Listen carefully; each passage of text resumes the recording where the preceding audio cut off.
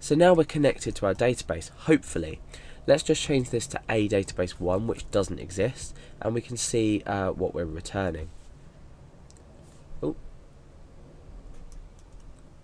SQL DB, database 1.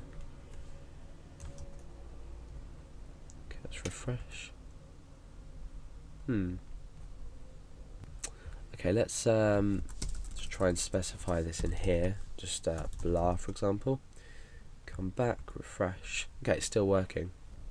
I guess what we're going to do at this point is we're going to specify MySQL DB, and we can also say or die, and we can say con error, the error we specified before. This could be anything. It could just be you could just say or die without text. So let's try and refresh and see what happens. Okay, so could not connect. The reason for this is that we've specified the database as a_database1 when this database doesn't exist in our collection of databases. So let's delete the 1 and see what happens. You can see that now we're connected. Okay, so this is a pretty bad way to go about things. Now, eventually I'm going to include all this in a single file, and what we can do is we can use include within PHP to include this anywhere we want to use our database. So it's a lot better way to work everything out. And including it means that you don't have to keep specifying the code that we've written just here. So I'm going to get rid of this echo here. I'm going to put @ just there, and I'm going to get rid of the error message that we've supplied in here. Okay.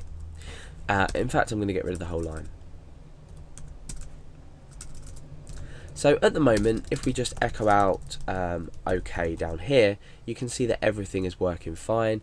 It's going to echo out OK. We've selected everything correctly and everything's working.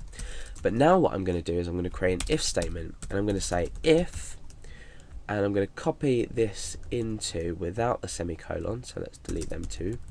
Copy that into an if statement. So if this returns true, then we want to do something. So we want to start up another if statement with a block here, and we want to include this in here. So I'll put this all in for now, and then I'll run through what we're doing. So what we're doing now is we're saying if MySQL connect is true, so if this has connected and there's no errors, remember we can put an @ sign in front of these so they don't give us an error if they don't. So if MySQL connect blah blah blah, then go inside, and if MySQL connect DB, then we can say OK, and we're returning OK again. So what happens if it doesn't connect? What I'm going to do is, instead of writing just MySQL connect and just MySQL select DB, I'm going to say if not. Then in here, in fact no, I'm not. Let's come back. The best way to do this would be to combine them into a single if statement. So I'm going to say if not MySQL connect and not MySQL select DB, echo, or we can in fact die, so that's probably a better idea, die. That's it, we can just say die. Okay, maybe give an error, so we can say con error. That should be okay. Yeah, okay. So MySQL connect, we're performing this here. We're saying if this hasn't worked, or we should be doing actually, so or this hasn't worked, kill the page and connection error. So let's refresh. Okay, everything's worked because we haven't killed with a connection error. Now we can say else echo connected. So we can refresh. We're going to remove this connected display message because we don't want to obviously we don't want to display this to the user every time we're connecting to our database. Now let's change something. So we'll change this back to Alex and we'll refresh. We've got an error. We can obviously put our, oh no, that'll be there. put our @ symbols in there so we just get our could not connect error back. So now let's change this database to 1, but we'll change that back to root.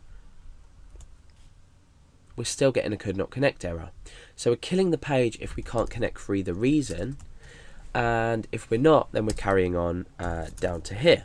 So we're killing the page if we get an error, because if you have a lot of if you've got a lot of need to access a database on your page, there's no point echoing your page if you can't connect to the database.